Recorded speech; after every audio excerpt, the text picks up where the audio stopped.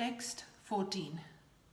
This divine energy of mine, consisting of the three modes of material nature, is difficult to overcome. But those who have surrendered unto me can easily cross beyond it. The Supreme Personality of Godhead has innumerable energies, and all these energies are divine. Although the living entities are part of His energies and therefore divine, due to contact with material energy, their original superior power is covered. Thus, being covered by material energy, one cannot possibly overcome its influence. As previously stated, both the material and spiritual natures, being emanations from the Supreme Personality of Godhead, are eternal. The living entities belong to the eternal superior nature of the Lord, but due to contamination by the inferior nature, matter, their illusion is also eternal.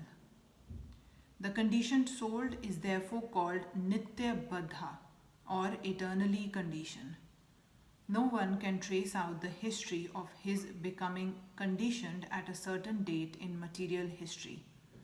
Consequently, his release from the clutches of material nature is very difficult, even though that material nature is an inferior energy, because material energy is ultimately conducted by the Supreme Will, which the living entity cannot overcome.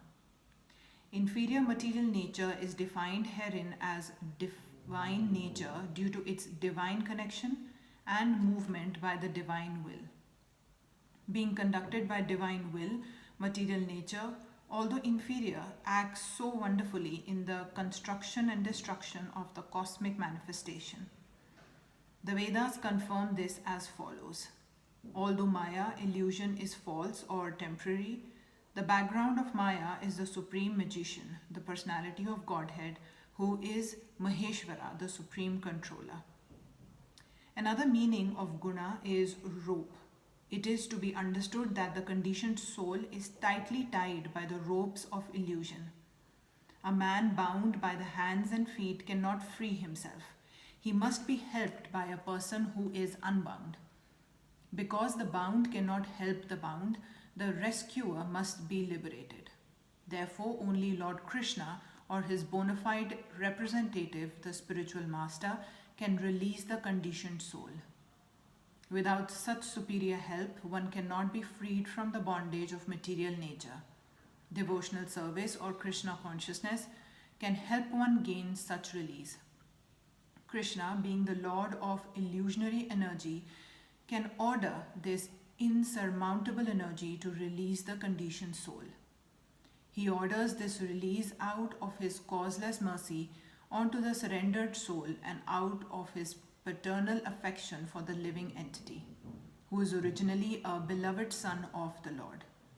Therefore, surrender onto the lotus feet of the Lord is the only means to get free from the clutches of the stringent material nature.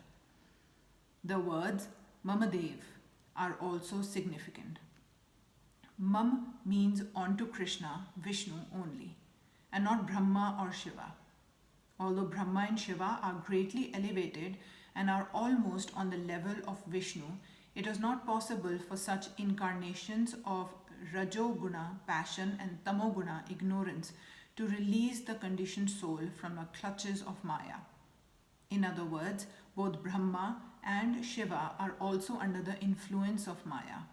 Only Vishnu is the master of Maya, therefore he alone can give release to the conditioned soul.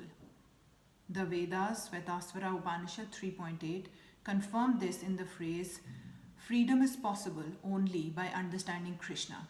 Even Lord Shiva affirms that liberation can be achieved only by the mercy of Vishnu. Lord Shiva says, there is no doubt that Vishnu is the deliverer of liberation for everyone.